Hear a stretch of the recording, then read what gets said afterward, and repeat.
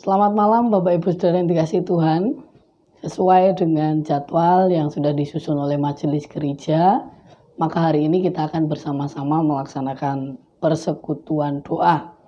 Dan dalam persekutuan doa ini akan dikemas dalam bentuk persekutuan doa keluarga dengan panduan yang disampaikan secara online. Jadi Bapak Ibu semuanya mengikuti atau melaksanakan persekutuan doa ini bersama dengan keluarga dan menggunakan panduan online ini. Juga di dalam panduan ini melibatkan beberapa keluarga untuk khususnya menyanyikan pujian-pujiannya. Untuk itu, mari kita bersama-sama memulai persekutuan doa ini dengan saat teduh sejenak.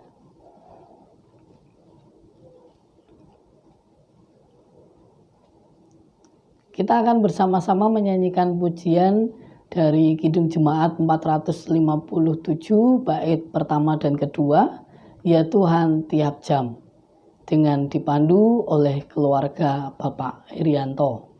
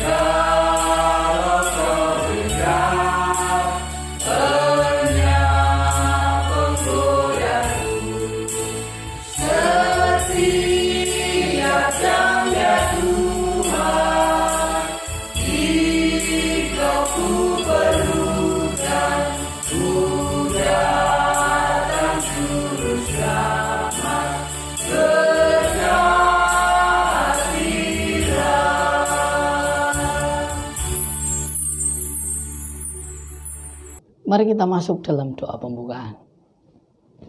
Ya Tuhan Allah kami yang Maha Kudus, kami bersyukur Engkau memberkati kami, sehingga di tengah keprihatinan pandemi COVID-19 ini, kami masih diperkenankan untuk melaksanakan persekutuan doa bersama dengan keluarga kami masing-masing.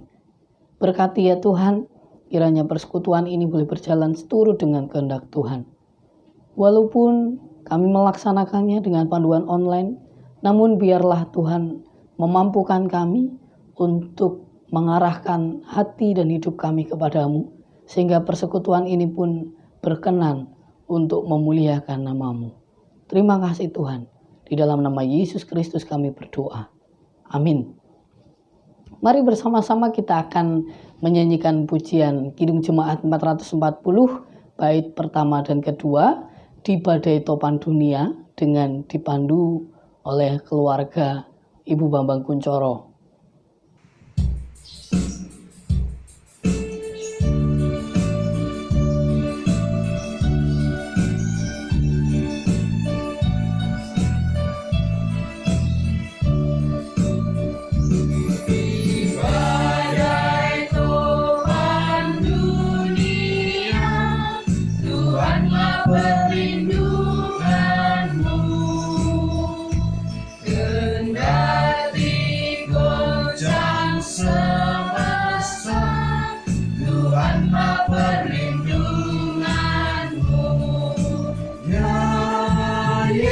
Gunung batu di dunia, di dunia,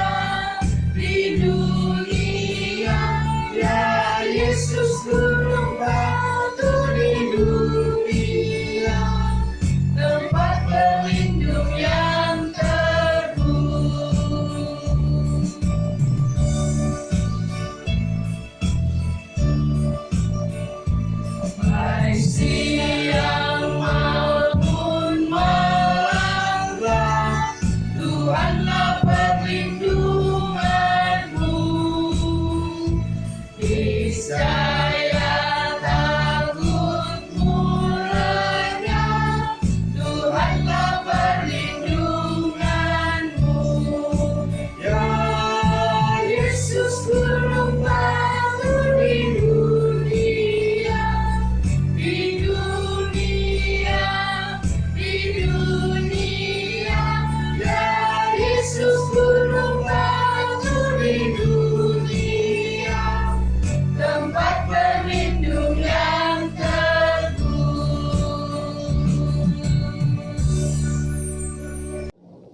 Sebelum kita membaca dan merenungkan sabda Tuhan, marilah terlebih dahulu kita berdoa memohon pimpinan Roh Kudus. Tuhan Allah Bapa kami yang bertahta dalam kerajaan sorga, kami sungguh mengucap syukur untuk setiap berkat dan penyertaan-Mu.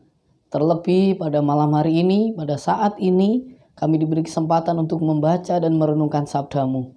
Oleh karena itu kami mohon pertolongan-Mu ya Tuhan, untuk kami dapat mengerti apa yang menjadi kehendak-Mu. Demikian pula kami berdoa untuk lektor yang akan membacakan. Kiranya Engkau berkati sehingga dapat membacakannya dengan baik. Demikian pula hamba-Mu yang akan menyampaikan sabda-Mu. Tuhan penuhi dengan hikmat dan kuasa-Mu, sehingga firman-Mu dapat disampaikan dalam kebenaran. Terima kasih Tuhan, di dalam nama Yesus Kristus kami berdoa dan mengucap syukur. Amin. Pembacaan Injil diambil dari Lukas 24 ayat 13 sampai dengan 24. Pada hari itu juga 2 orang dari murid-murid Yesus pergi ke sebuah kampung bernama Emmaus yang terletak kira-kira 7 mil jauhnya dari Yerusalem, dan mereka bercakap-cakap tentang segala sesuatu yang telah terjadi.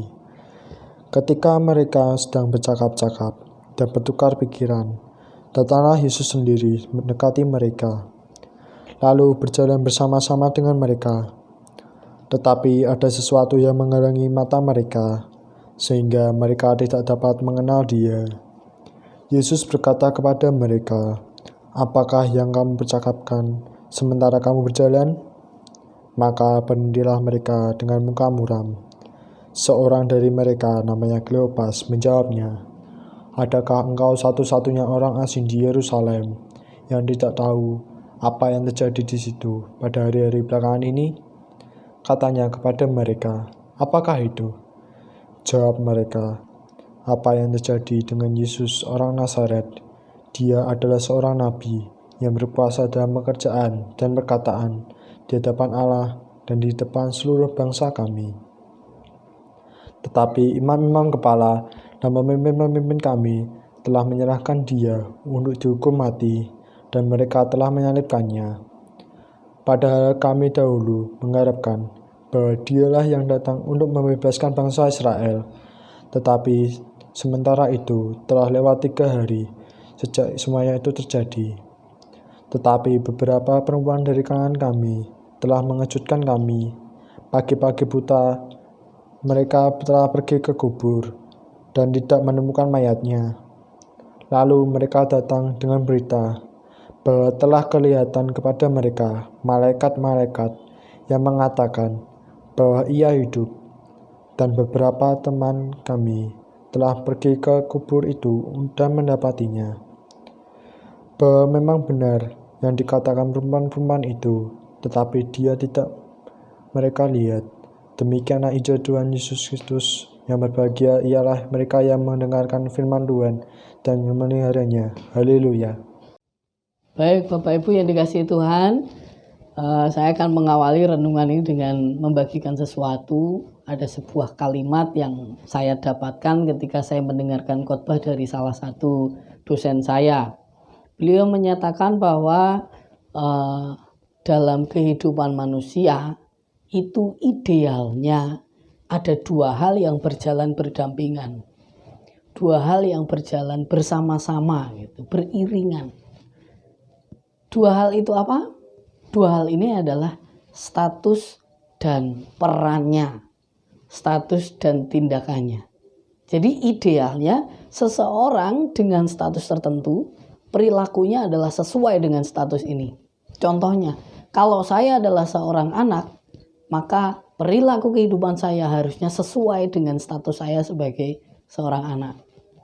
Kalau saya adalah seorang percaya Tuhan, maka perilaku sehari-hari saya harusnya idealnya adalah sesuai dengan status saya sebagai orang percaya kepada Tuhan. Nah, ini menarik untuk menjadi pembahasan kita. Kenapa? Karena kenyataannya tidak semua orang bisa melakukan perannya yang sesuai dengan statusnya itu. Banyak yang kemudian menyalahgunakan status. Saya seorang ini, kemudian karena aku kan bos, bebas dong. Aku bisa mecat, aku bisa korupsi, bisa ini, itu dan lain sebagainya. Aku bisa mencari nama. Itu yang seringkali terjadi dalam kehidupan manusia. Untuk itu, melalui bacaan ini kita hendak merenungkan hal ini, merenungkan soal status dan perannya.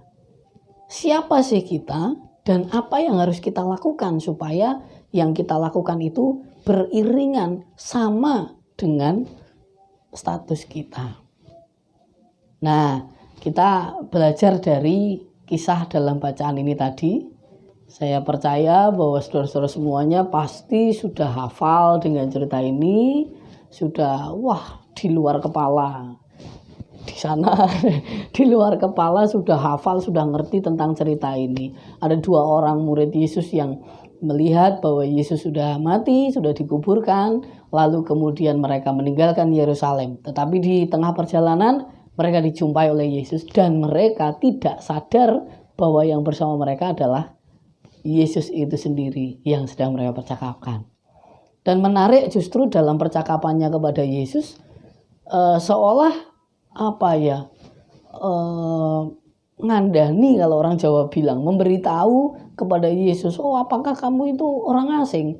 Kok nggak tahu berita yang lagi viral? Gitu. Kok kamu nggak tahu tentang berita ini, headline news ini, tentang Yesus dari Nazaret ini? Bagi mereka menjelaskan kepada Yesus bahwa Yesus adalah seorang nabi dan dia memiliki kuasa berkata-kata dan lain sebagainya itu. Nah, lalu ada satu titik di mana mereka berkata bahwa kami berpengharapan kepadanya untuk membebaskan bangsa kami, membebaskan Israel.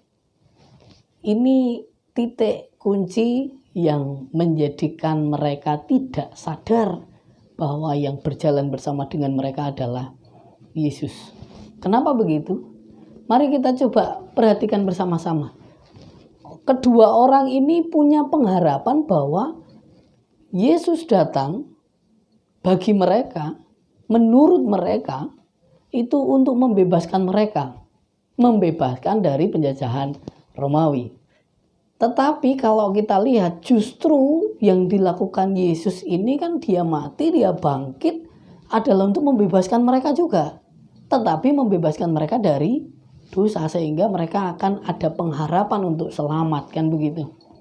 Nah, artinya ketika mereka sudah memiliki kepentingan pribadi hanya supaya dibebaskan dari penjajahan Romawi, dari pemerintahan Romawi, maka mereka pandangan mereka menjadi sangat sempit, hanya tertuju kepada apa yang mereka butuhkan, apa yang mereka inginkan, apa yang menjadi kepentingan pribadi mereka ini. Mereka tidak bisa melihat secara luas bahwa ternyata Yesus begini itu untuk menebusku dan lain sebagainya. Nah, maka dari sini kita bisa melihat bahwa betapa bahayanya dampak dari memiliki kepentingan pribadi, memiliki kepentingan untuk egonya sendiri, itu ternyata dampaknya sangat bahaya. Nah, kalau begitu lalu apa yang harusnya kita lakukan? Apa yang harus kita sadari? Nah, kita melihat dari bacaan ini, saya mengambilkan ada 2 hal bagi kita. Gini ya? Gini aja. Nah, ada 2 hal.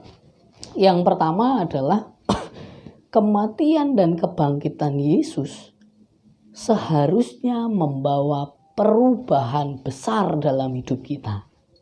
Karena kenyataannya memang membawa perubahan besar. Apa perubahan itu? Perubahan yang kita alami berdasarkan kematian dan kebangkitan Yesus adalah status kita, posisi kita. Kita dulu adalah manusia yang berdosa, maka kita menjadi hamba dosa.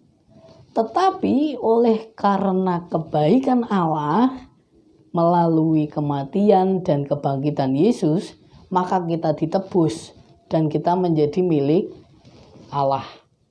Sehingga status kita yang dulunya hamba dosa sekarang menjadi milik Allah. Ini status kita. Maka ada perubahan status ya seharusnya membawa perubahan dalam tindakan. Jadi ketika kita melakukan tindakan sehari-hari ya harusnya menggambarkan bahwa kita itu adalah milik Allah karena kita sudah ditebus. Bukan lagi kita melakukan menuju kepada dosa karena kita sudah tidak lagi hamba dosa. Nah, ini perlu kita sadari karena dengan kita menyadari itu akan mendorong kita untuk mewujudkan dalam tindakannya, dalam perannya itu. Nah, itu yang pertama. Yang kedua, tadi kita melihat betapa bahayanya dampak dari kepentingan pribadi. Karena itu akan menghambat kita untuk berperan sesuai dengan status kita yang baru tadi. Nah, oleh karena itu, maka mari kita hilangkan kepentingan pribadi itu atas status kita. Khususnya di sini status yang baru kita adalah sebagai tebusan, sebagai milik Allah. Kalau kita sudah menjadi milik Allah ya kita hilangkan ego kita.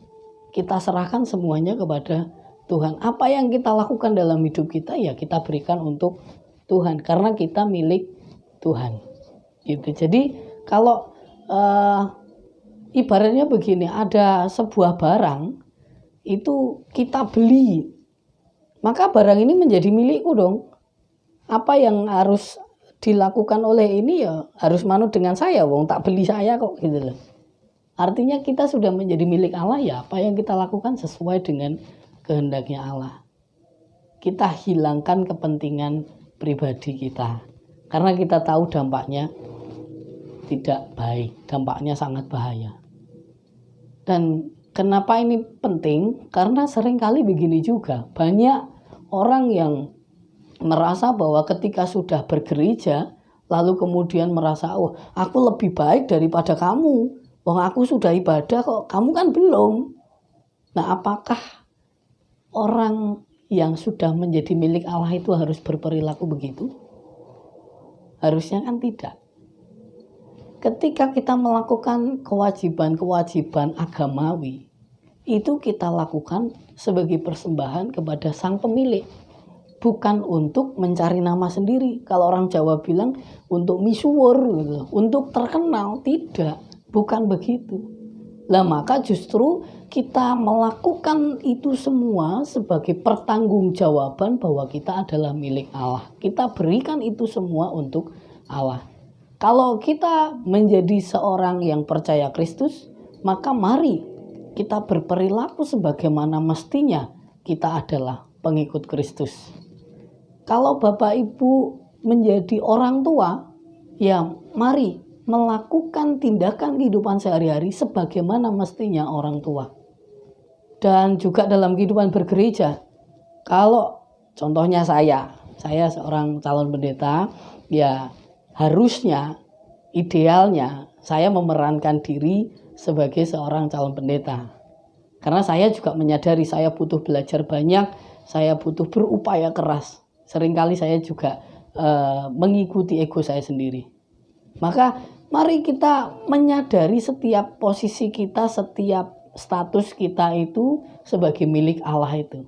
Kalau Bapak Ibu sebagai majelis gereja, ya mari mempertanggungjawabkan kedudukannya sebagai majelis melalui peran dan tindakannya yang bertanggung jawab, yang sesuai dengan kehendak Allah. Dan semua itu dilakukan bukan untuk kepentingan pribadi, tetapi untuk kemuliaan Allah. Nah, kiranya ini menjadi pesan bagi kita sehingga melalui pekan suci yang telah kita laksanakan bersama kemarin itu mulai dari Minggu Palmarum, terus kemudian ada Kamis Putih, ada Jumat Agung, Sabtu Sunyi, dan kemudian Minggu Paskah. Itu semua adalah rangkaian yang harus terjadi dan tidak lain hanya untuk mengubah status kita dari hamba dosa menjadi milik Allah. Maka panggilan kita sekarang adalah menghilangkan kepentingan pribadi dan kita melakukan peran kita sebagai milik Allah. Melakukan tanggung jawab kita sebagai milik Allah. Sebagai apapun itu status yang sudah diberikan Allah kepada kita, kita pertanggungjawabkan dan kita lakukan itu semua, kembalikan kepada Allah. Kiranya Tuhan sang sumber kekuatan memberkati dan menolong kita semua. Amin. Kita akan masuk dalam doa syafaat dan penutup yang akan dipimpin oleh Bapak Penatua Baskoro. Mari kita berdoa. Tuhan, Bapa kami surga, kami mengucap syukur bahwa pada malam hari ini kami boleh bersama-sama mengikuti persekutuan doa keluarga. Kiranya persekutuan keluarga pada malam hari ini akan semakin memberikan kekuatan dan juga membekali kami atas perubahan hidup yang boleh kami rasakan selepas kami mengikuti rangkaian kegiatan Paskah dari mulai Rabu Abu sampai dengan ibadah Paskah Minggu kemarin. Tuhan, biarlah kiranya Tuhan akan memampukan kami untuk mewujud nyatakan perubahan hidup kami ini dalam kehidupan kami keseharian. Dan kiranya kami dapat mewujudkan visi gereja kami, di mana tema pada tahun ini adalah keluarga yang bersaksi. Mampukan kami untuk menjadi saksimu dalam kehidupan ini, dimanapun kami berada.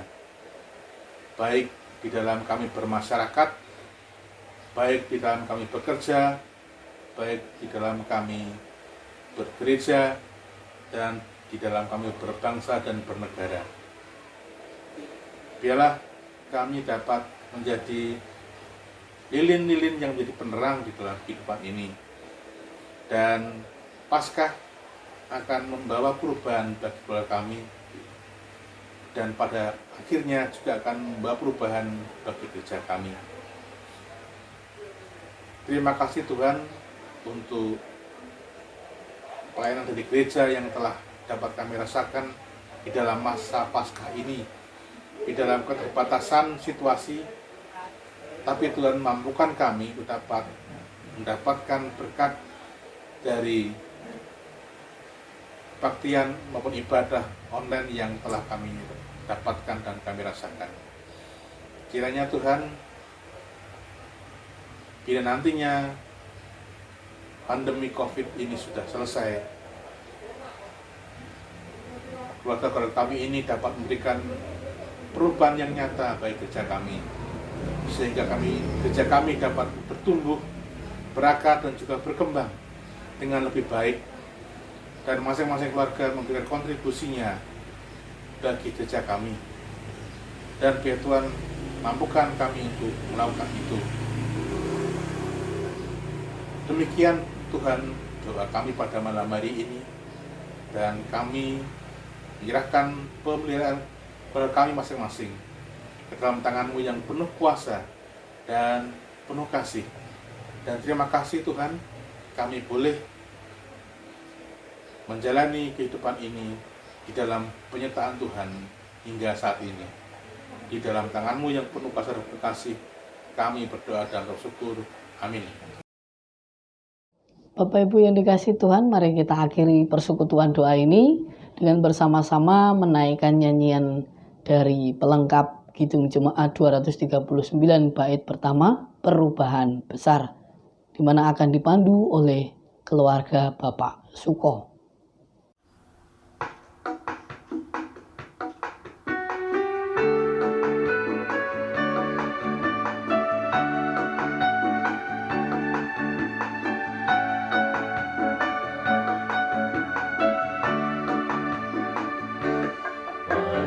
Perubahan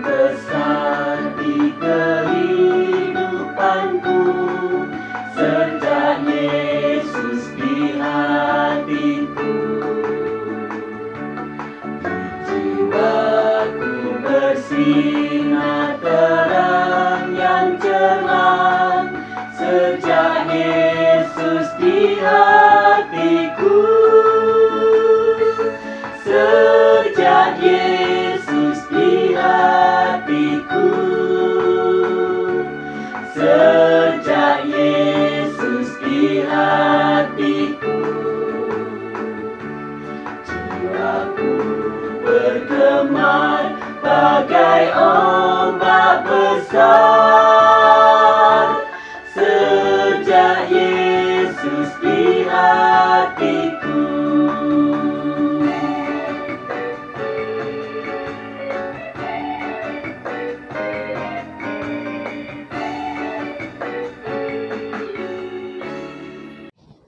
Demikianlah persekutuan doa ini telah kita lakukan bersama. Kiranya Tuhan memberkati Bapak Ibu Saudara sekalian. Amin.